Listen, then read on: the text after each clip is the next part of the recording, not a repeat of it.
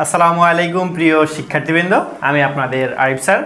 আজকে আমরা আইসিটি চতুর্থ অধ্যায়ের HTML সম্পর্কে আজকে আমরা জানবো। দেখো, প্রথমেই বলি HTML এর পূর্ণরূপ হচ্ছে হাইপার টেক্সট মার্কআপ ল্যাঙ্গুয়েজ। তাহলে দেখো, HTML এর full form HTML,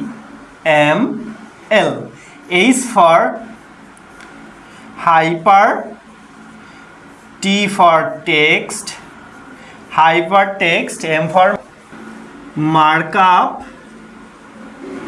L for language.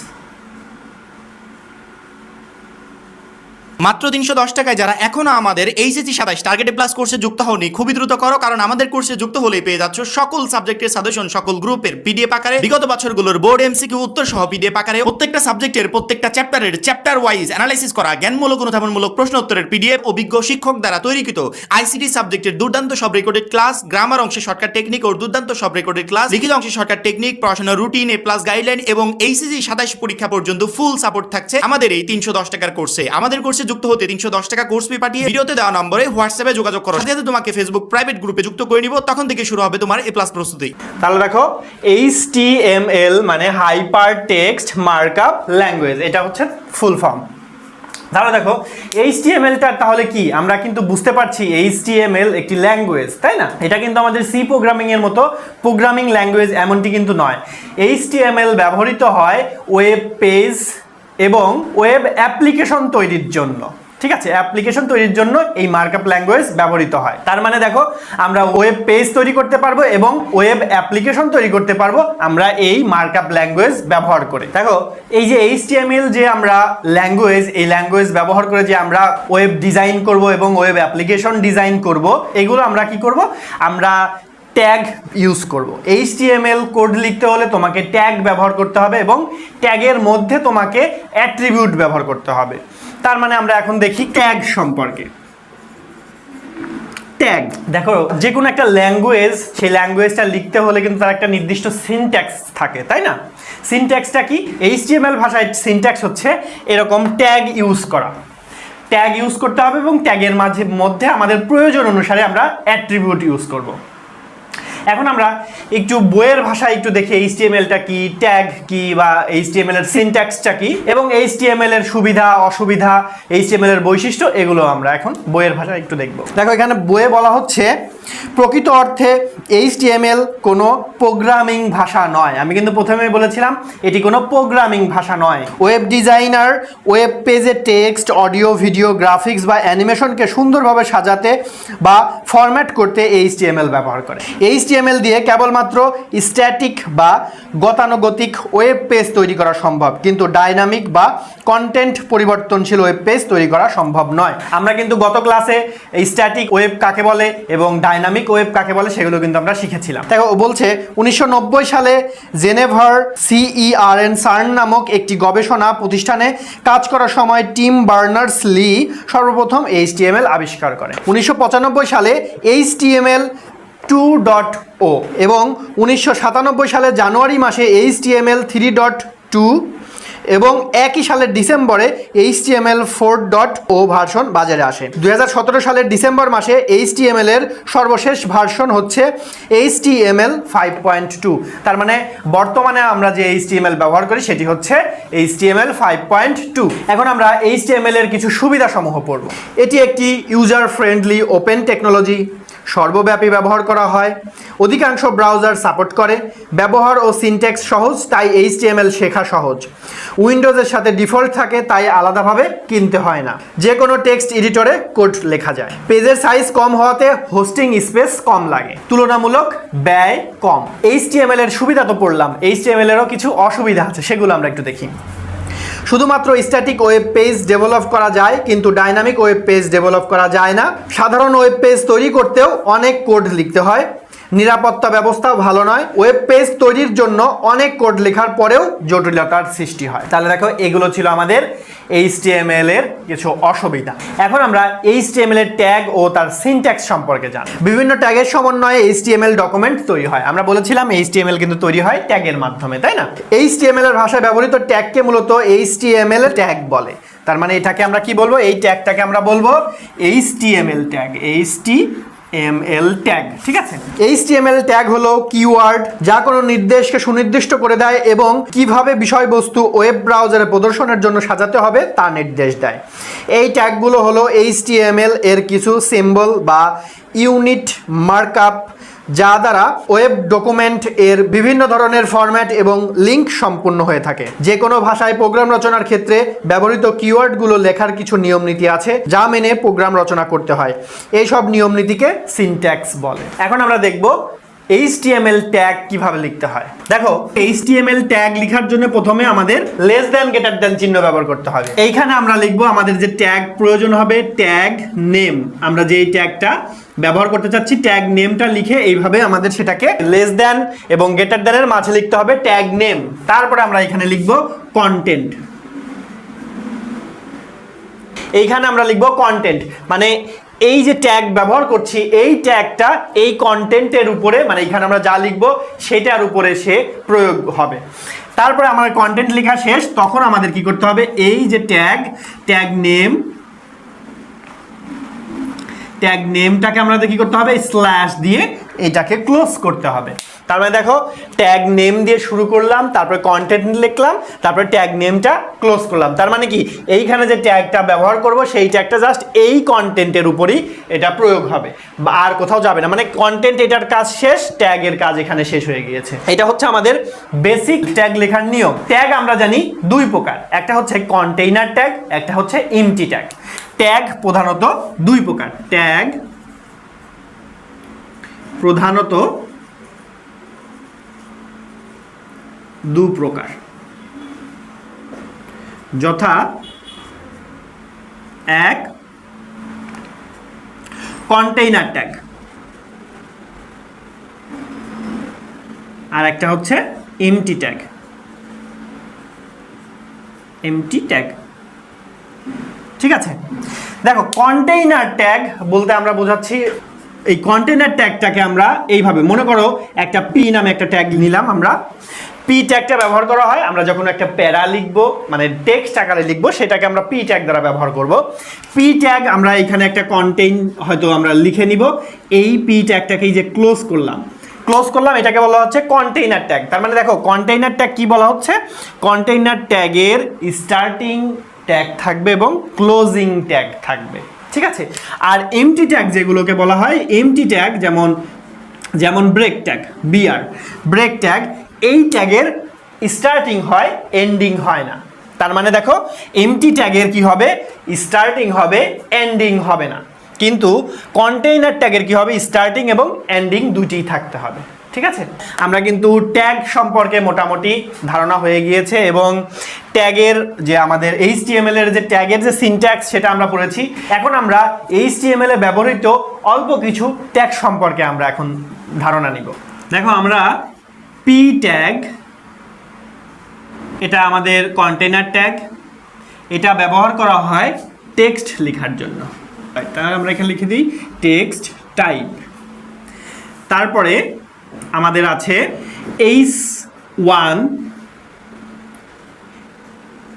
H1টাকে close করলাম, এটা আমাদের কন্টেইনার ট্যাগ। H1 এটা হচ্ছে আমাদের হেডিং টাইপ বা হেডার টাইপ। এই যে এটা ব্যবহার করা হেডার টাইপের জন্য, আমাদের মাঝে মাঝে কিন্তু হেডিং এর প্রয়োজন হবে এবং এইটি আমাদের ব্যবহৃত হয় H1 থেকে শুরু হয় এবং H6 পর্যন্ত যায়। ঠিক আছে, তার মানে H1টা সব থেকে বড় হেডার হিসেবে দেখাবে, H2 তার থেকে একটু ছোট, H3 তার থেকে ছোট, এইভাবে যেতে যেতে H6টা সব থেকে ছোট হেডার হিসেবে আমাদের প্রদর্শিত হবে। তারপরে আমরা ব্যবহার করব, আমরা টেবিল ট্যাগ ব্যবহার করতে হবে আমাদের। টেবিল ট্যাগের কাজ হবে, টেবিল ট্যাগটাও আমাদের কন্টেইনার ট্যাগ। টেবিল ট্যাগের কাজ কি হবে, ক্রিয়েট এ টেবিল, তাহলে টেবিল তৈরি করে ফেলবে টেবিল ট্যাগ। তারপরে আমাদের বিআর ট্যাগের প্রয়োজন হতে পারে, এটা এমটি ট্যাগ। এটার কাজ কি হবে, ব্রেক এ লাইন। তারপরে আমাদের প্রয়োজন হবে টিআর, টেবিল রো, এটাই কি করবে, create a row. Create a row, তারপরে টিডি টেবিল ডাটা, এটা হবে ইনসার্ট এ ডাটা। টেবিল টিডি দ্বারা টেবিল ডাটা ইনসার্ট করা বোঝাবে। এবং এটাও কিন্তু আমাদের দেখো এই দুটাও কিন্তু আমাদের কন্টেইনার ট্যাগ, এই দুটার কিন্তু স্টার্টিং আছে এন্ডিংও হবে। এটা এই যে টেবিল রো যখন আমরা লিখব, টেবিল রোটাকে আমরা এন্ডিং করতে হবে। আবার টেবিল ডাটা যখন দিব, ডাটা ইনসার্ট করা শেষ, সেই ডাটাটাকে ক্লোজ করে দিতে হবে। এটাও কিন্তু আমাদের কন্টেইনার ট্যাগ। এখানে ব্রেকটা শুধু এমটি ট্যাগ, তাছাড়া এগুলো সবই আমাদের কন্টেইনার ট্যাগ। আরও বেশ কিছু আমাদের এমটি ট্যাগের প্রয়োজন হবে যখন আমরা HTML কোডগুলো লিখব, তখন আমরা সে বিষয়ে আরও বৃত্তান্ত জানবো।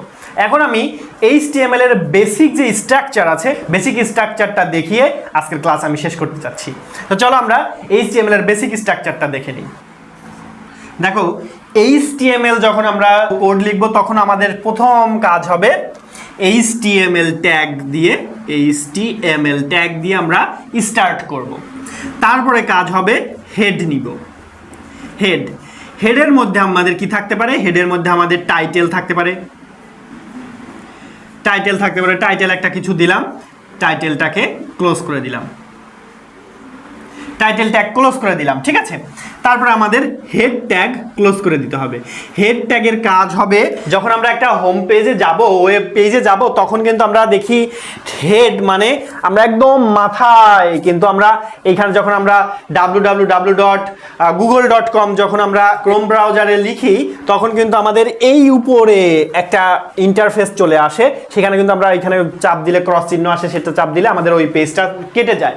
ওইখানে কিন্তু আমাদের লেখা ওঠে www.google.com, মানে এই টাইটেলের মধ্যে যা দিব ওইখানে সেটা লেখা উঠবে। আমরা যখন প্র্যাকটিক্যালি করব তখন অবশ্যই সেগুলো দেখব। তো হেডের কাজ হচ্ছে উপরে, একদম উপরে, পেজের উপরের কাজ। হ্যাঁ, তো হেডের কাজ আমাদের শেষ। তারপরে কাজ হবে বডির কাজ। বডি ট্যাগ শুরু হলো। দেখো, বডি ট্যাগের মধ্যে, বডি মানে আমাদের পুরো পেজটা, পুরো পেজের মধ্যে তোমার যা ইচ্ছা সেটা লিখতে পারবা। সেটা লেখার জন্য আমার বডি ট্যাগের ভেতরে লিখতে হবে। বডি ট্যাগের ভেতরে তুমি যা খুশি তাই লিখতে পারো। লেখা শেষ, বডি ট্যাগটাকে তোমাকে ক্লোজ করতে হবে। Body tag close. দেখো, আমরা কিন্তু HTML ট্যাগ শুরু করেছি, শেষ করিনি। হেড ট্যাগ শুরু করেছি, হেড ট্যাগ শেষ করেছি। বডি ট্যাগ শুরু করেছি, বডি ট্যাগ শেষ করেছি। HTML ট্যাগ শুরু করেছি, শেষ কিন্তু করিনি। HTML ট্যাগ শেষ করতে হবে একদম লাস্টে গিয়ে, মানে আমার কোড লেখা শেষ, তখন আমাকে HTML ট্যাগ শেষ করতে হবে। দেখো, HTML ট্যাগ আমরা একদম শেষে এসে শেষ করব। তার মানে দেখো, HTML ট্যাগ শুরু হয়েছে সবার প্রথমে, HTML ট্যাগ সবার শেষে শেষ হয়েছে। হেড ট্যাগ শুরু হয়েছে, হেড ট্যাগ কিন্তু টাইটেলের পরে হেড ট্যাগ শেষ করেছি। হেড ট্যাগটা আমাদের বেসিক স্ট্রাকচারে হেডের প্রয়োজন হয় না। যদি কিনা হেডিংয়ে যদি কোথাও কোনো কিছু না দেওয়ার প্রয়োজন হয়, তাহলে আমরা হেড ট্যাগটা নিতেই হবে না। আমরা ডাইরেক্ট HTML থেকে বডি ট্যাগ থেকে শুরু করব। HTML ট্যাগ নিব, তারপরে বডি ট্যাগ থেকে শুরু করব আমরা। তারপরে দেখো, বডি ট্যাগ শুরু করেছি, বডি ট্যাগ যখন বডি ট্যাগের কাজ শেষ, তারপরে গিয়ে কিন্তু HTML ট্যাগ শেষ করেছি। মানে বডি ট্যাগের মধ্যেই তো আমার সব কিছু থাকবে, ওয়েব পেজের A to Z থাকবে বডি ট্যাগের মধ্যে। তো তার মানে দেখো, এইটাই কিন্তু আমাদের বেসিক স্ট্রাকচার হয়ে গেল। এবার আমরা মেইন যে টপিক, সেই মেইন টপিকে আসি। আমরা এই যে HTML যে বেসিক স্ট্রাকচার দিয়েছি, এই টোটালটাকে কি বলা হচ্ছে? একটা HTML কোড। HTML এর কোড আমাকে দুই ভাগে ভাগ করা হয়েছে, একটা হেড সেকশন, একটা বডি সেকশন। দেখো, এই হেড ট্যাগ থেকে এই হেড, মানে হেড ট্যাগ যে পর্যন্ত চলেছে, এই টোটালটাকে বলা হয় হেড সেকশন। তার মানে হেড ট্যাগের মধ্যে আমরা যা যা ব্যবহার করব সবই যাবে কোথায়? হেড সেকশনে, মানে আমাদের হোম পেজের উপরে মাথায় চলে যাবে, হেড সেকশনে চলে যাবে। আর এই যে বডির মধ্যে আমরা যা লিখব, এই বডির মধ্যে আমরা যা লিখব সেটাকে বলা হচ্ছে বডি সেকশন। বডি সেকশন, তার মানে এই হেডের মধ্যে যা লিখবো সেটাকে বলা হচ্ছে হেড সেকশন, বডির মধ্যে যা লিখবো সেটাকে বলা হয় বডি সেকশন। আর এই টোটালটাকে বলা হচ্ছে, এই টোটাল কোডটাকে বলা হচ্ছে HTML। ঠিক আছে? তার মানে দেখো HTML-টাকে আমরা দুই ভাগে ভাগ করতে পারি, একটা হচ্ছে হেড সেকশন, একটা বডি সেকশন, এবং হেড সেকশন আর বডি সেকশন সম্পূর্ণটাকে মিলিয়ে কিন্তু আমাদের HTML কোড। দেখো এটা কিন্তু আমাদের HTML এর বেসিক স্ট্রাকচার যেটা ছিল সেটা কিন্তু সম্পর্কে আলোচনা শেষ। একটি বিষয় আলোচনা করতেই হবে, সেটি হচ্ছে অ্যাট্রিবিউট। আমরা কিন্তু ট্যাগ সম্পর্কে জেনেছি, অ্যাট্রিবিউট সম্পর্কে কিন্তু আমাদের জানা হয়নি। অ্যাট্রিবিউটটা কি করবে, আমরা একটা লাইন লিখেছি, লেখার মাঝে ওই লাইনটাকে আমি চাচ্ছি একটু সেটার ব্যাকগ্রাউন্ড কালার চেঞ্জ হোক, বা ওই লাইনটা ফন্টটা আমি একটু ইটালিক ফন্ট করতে চাচ্ছি, বা আমি লেখাটা একটু মাঝখান থেকে শুরু করতে চাচ্ছি, বা আমি লেখাটা ডান দিক থেকে শুরু করতে চাচ্ছি, বাম দিক থেকে শুরু করতে চাচ্ছি, যে কোনো একটা কিছু। এই কাজগুলো কিন্তু আমাদের ট্যাগ ব্যবহার করে করা যায় না, এইগুলো করতে হয় অ্যাট্রিবিউট ব্যবহার করে। অ্যাট্রিবিউট কি করছে, অ্যাট্রিবিউট কিন্তু নিজে নিজে বসতে পারে না, ট্যাগের মধ্যে বসতে হয় ওকে। চলো আমরা একটি অ্যাট্রিবিউটের উদাহরণ সহকারে আমরা একটি অ্যাট্রিবিউট কিভাবে কাজ করে সেটা আমরা এখন দেখি। দেখো আমি এই স্ট্রাকচারের মধ্যে আমি একটি টেক্সট নিব, টেক্সট টাইপের জন্য আমরা জানি পি ট্যাগ নিতে হয়, তাই না? পি ট্যাগ নিলাম, পি ট্যাগের মধ্যে মনে করো আমার নাম লিখলাম আরিফ, পি ট্যাগটাকে ক্লোজ করে দিলাম। আমরা এইখানে বডি ট্যাগটাকে ক্লোজ করলাম, HTML ট্যাগটাকে ক্লোজ করে নিলাম। দেখো আরেকটি জিনিস যেটি বলা আসলে দরকার, সেটি হচ্ছে HTML কোড তুমি লিখতে গেলে আপার কেস লোয়ার কেস যেটাই লিখো এতে কোনো সমস্যা হবে না। HTML কোড কেস সেনসিটিভ না, এটা মাথার মধ্যে ঢুকায় রাখো। তুমি বড় হাতের লিখলে অথবা ছোট হাতের লিখলে এতে কোনো সমস্যা নেই, ট্যাগগুলো তুমি বড় হাতের ছোট হাতে লিখতে পারো, তবে ছোট হাতের লিখলে বিষয়টা একটু প্রফেশনাল হয়। এই জন্য আমরা চেষ্টা করব সবগুলো স্মল লেটারে লেখার জন্য, ঠিক আছে? তো দেখো এইখানে আমি পি ট্যাগের মধ্যে আরিফ লেখা নিয়েছি, এইখানে আমাদের আউটপুট মনে করো আউটপুটটি এইভাবে আসবে, আরিফ আরিফ যা লিখেছি তাই এসেছে। এখন আমি যদি চাই এই আরিফ লেখাটা, এই লেখাটা আমি একটু ফন্ট চেঞ্জ করতে যাচ্ছি, বা এর লেখার ব্যাকগ্রাউন্ডটা চেঞ্জ করবো আমরা, হ্যাঁ, তাহলে সেটা কি করব, আমাদের ব্যাকগ্রাউন্ড চেঞ্জের জন্য আমরা বিজি কালার নামক একটি অ্যাট্রিবিউট ব্যবহার করব, এবং অ্যাট্রিবিউটের মধ্যে এরকম ইকুয়াল চিহ্ন দিয়ে অ্যাট্রিবিউটের মধ্যে ভ্যালু দিতে হয়। তার মানে আমরা একটু এই বিষয়টা একটু ক্লিয়ার হই। দেখো অ্যাট্রিবিউট যখন আমরা লিখব, অ্যাট্রিবিউট লেখার পর এরকম সমান চিহ্ন দিতে হবে, ডাবল কোটেশন দিতে হবে, এখানে আমাদের অ্যাট্রিবিউট ভ্যালু দিতে হবে, অ্যাট্রিবিউট ভ্যালু দিতে হবে, ঠিক আছে, এবং ডাবল কোটেশন ক্লোজ। তার মানে দেখো অ্যাট্রিবিউট আমাদেরকে কিভাবে লিখতে হয়, অ্যাট্রিবিউটটা আমরা লিখবো, লেখার পরে ইকুয়াল দিব, তারপরে ডাবল কোটেশনের মধ্যে অ্যাট্রিবিউটের ভ্যালু দিতে হবে। সেম ওয়েতে দেখো বিজি কালার একটি অ্যাট্রিবিউট, মানে ব্যাকগ্রাউন্ড কালার। তুমি যদি ফুল লিখতে চাও ব্যাকগ্রাউন্ড কালার তাও হবে, অথবা তুমি সংক্ষেপে যদি বিজি কালার লিখো তাও তোমার কোডটি রান করবে, সমস্যা হবে না। দেখো বিজি কালার এটা তো আমাদের অ্যাট্রিবিউট, এবার আমাদের অ্যাট্রিবিউট ভ্যালু দিতে হবে এবং ডাবল কোটেশনের মধ্যে দিতে হবে। দেখো ডাবল কোটেশন লিখেছি, ব্যাকগ্রাউন্ড বিজি কালার মনে করো আমরা গ্রিন দিয়ে দিব, তাহলে আমাদের ভ্যালু দেয়া শেষ। এই অ্যাট্রিবিউটগুলো আমাদের কিন্তু কোথায় যায়, ট্যাগের মধ্যে লিখতে হয়। ট্যাগের মধ্যে কিভাবে লিখতে হবে, ট্যাগের মধ্যে কি আমি কি লেস দ্যান ইকুয়ালের পরে লিখবো, নাকি লেস দ্যান ইকুয়ালের আগে লিখবো, নাকি লেস দ্যান ইকুয়ালের মাঝে লিখবো, কোথায় লিখবো? অনেক শিক্ষার্থী কিন্তু এগুলো গুলিয়ে ফেলে। তাদের উদ্দেশ্যে আমি বলতে চাই, ট্যাগ লেখা শেষ হওয়ার পরে লেস দ্যান ক্লোজ করার আগেই তোমাকে অ্যাট্রিবিউট লিখতে হবে। দেখো আমার এই নামটা যদি আমি আরিফ নামটা ব্যাকগ্রাউন্ড কালার যদি গ্রিন করতে চাই, তাহলে আমাকে কি করতে হবে, এই পি ট্যাগটাকে মুছে ফেলতে হবে। পি ট্যাগ আমি এইখান থেকে শুরু করব, পি ট্যাগ ক্লোজ করার আগে, মানে ট্যাগের ভেতরে, ট্যাগের মধ্যে না, কিন্তু ট্যাগের ভেতরে আমাকে লিখতে হবে ব্যাকগ্রাউন্ড কালার। তার মানে এখানে আমরা লিখে দেব বিজি কালার। এখন আমরা ভ্যালু দিয়ে দিব গ্রিন, ভ্যালু ক্লোজ, এই যে এইবার ক্লোজ। দেখো পি ট্যাগের মধ্যে অ্যাট্রিবিউট দিয়েছি, অ্যাট্রিবিউটের ভ্যালু দিয়েছি, পি ট্যাগটাকে মানে লেস দ্যান ইকুয়ালের মাঝে লিখেছি, তারপর আরিফ লিখেছি, এটা আমাদের পি ট্যাগ ক্লোজ করে দিয়েছি। তখন আমাদের এইটার ব্যাকগ্রাউন্ড কি হয়ে যাবে, গ্রিন হয়ে গেল। আরিফ লেখার ব্যাকগ্রাউন্ডটা কি হয়ে যাবে, গ্রিন হয়ে যাবে। তাহলে দেখো অ্যাট্রিবিউট আমরা কিভাবে ব্যবহার করেছি। অ্যাট্রিবিউট আমরা ট্যাগের ভেতরে ব্যবহার করতে হয় এবং অ্যাট্রিবিউট লেখার নিয়ম হচ্ছে অ্যাট্রিবিউট নিব, অ্যাট্রিবিউটের ভ্যালুটা আমরা ইকুয়াল দিব, অ্যাট্রিবিউটের ভ্যালু ডাবল কোটেশনের মধ্যে লিখব। আমি এখন আরেকটি দেখাই, এই ট্যাগটা এগুলো মুছে দিই। মনে করো আমি একটি লেখা লিখতে চাচ্ছি, সেই লেখাটা আমাকে সেন্টার থেকে আমার লেখাটা শুরু হবে, লেখাটা সেন্টারে প্রদর্শন হবে। তাহলে সেটার জন্য আমাকে কোড লিখতে হবে। মনে করো পি ট্যাগ নিব, এখানে অ্যালাইন নামক অ্যাট্রিবিউট নিতে হবে, ALI অ্যালাইন নামক অ্যাট্রিবিউট নিব। অ্যাট্রিবিউটের এখন ভ্যালু দিয়ে দিব আমরা সেন্টার, সেন্টার দিয়ে দিব। এখন এইখানে আমরা যা টেক্সট লিখব, লিখলাম বাংলাদেশ, বাংলাদেশ লিখলাম। এবার পি ট্যাগটাকে ক্লোজ করে দিলাম। দেখো পি ট্যাগ দিয়েছি, অ্যালাইন দিয়েছি সেন্টার, ঠিক আছে।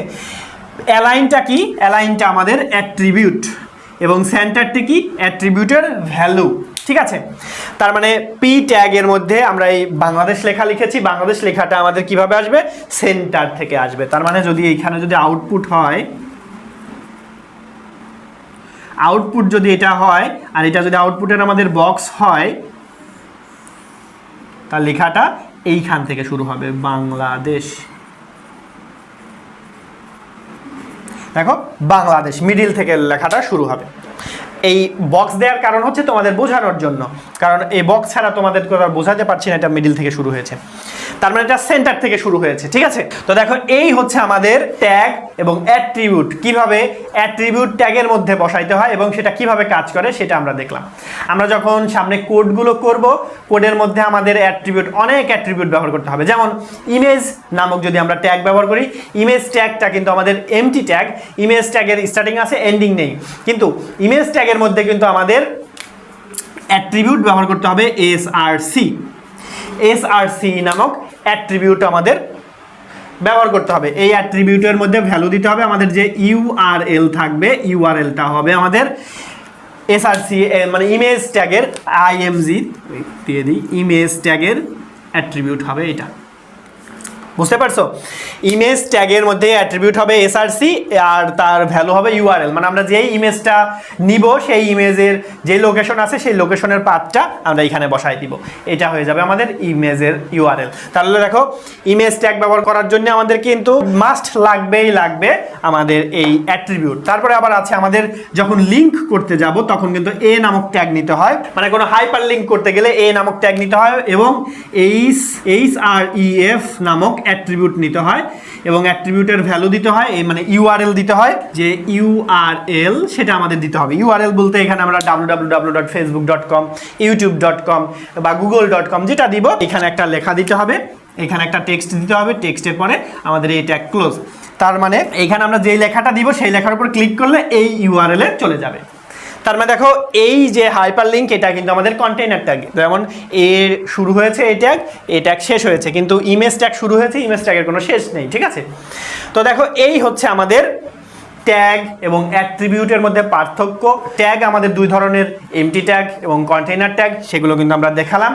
তারপরে অ্যাট্রিবিউট কিভাবে লিখতে হয়, ট্যাগের মধ্যে অ্যাট্রিবিউট কিভাবে লিখতে হয়, অ্যাট্রিবিউট নেম এবং অ্যাট্রিবিউট ভ্যালু কিভাবে অ্যাড করতে হয়, অ্যাট্রিবিউট ভ্যালু যেমন আমাদের ডাবল কোটেশনের মধ্যে লিখতে হয়, এইগুলো কিন্তু আমরা সবই এইখানে কিন্তু দেখলাম, একটা ক্লাসের মধ্যেই দেখলাম। আবার আমরা HTML এর বেসিক স্ট্রাকচার দেখলাম, HTML এর সেকশন দুইটি, একটা হেড সেকশন, একটা বডি সেকশন, সেটাও আমরা দেখলাম।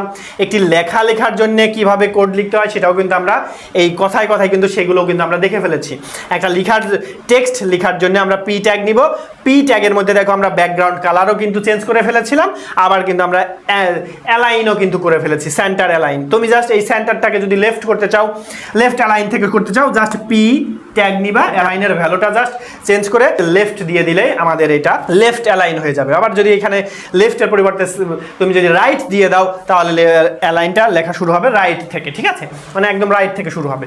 তার মানে দেখো আমরা কিন্তু কথায় HTML এর অনেক কিছুই কিন্তু জেনে ফেলেছি। তো প্রিয় শিক্ষার্থীবৃন্দ, HTML কোডটাকে ভয় না পেয়ে HTML কোডটাকে একটু মজার সাথে শেখার জন্য আমার ক্লাসগুলো তোমাকে দেখতে হবে এবং আমি এটা গ্যারান্টি দিতে পারি ইনশাআল্লাহ তুমি আমার ক্লাসগুলো করার পরে তুমি নিজে থেকে বলবে স্যার HTML কোড এত ইজি ছিল, আমি শুধু এতদিন ভয় পেয়ে এসেছি, আপনার ক্লাস না করলে আমি বুঝতামই না এত ইজিভাবে HTML কোড করা যায়। তো প্রিয় শিক্ষার্থীবৃন্দ, আজকের ক্লাস আমাদের এই পর্যন্তই।